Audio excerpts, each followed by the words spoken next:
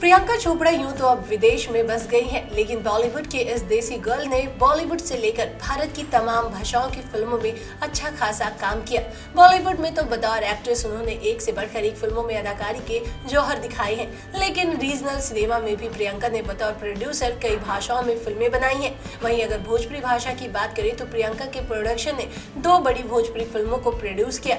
इनमें 2016 में आई फिल्म बम बम बोल रहा काशी और साल 2018 में आई उनकी फिल्म काशी अमरनाथ मुख्य तौर पर लोगों को याद है। वहीं इन दोनों ही फिल्मों को भोजपुरी दर्शक ने काफी अच्छा खासा प्यार भी दिया। वहीं प्रियंका के बारे में यहाँ तक कहा जा सकता है कि बरेली जैसे छोटे से शहर से निकलकर बॉलीवुड होते हुए हॉलीवुड तक का सफर तय करना प्रियंका के लिए बहुत बड़ा अचीवमेंट है। इसके साथ ही उन्होंने निक जोनस से शादी कर ली और अब तो वो फिलहाल इंडिया से बाहर ही रहती है।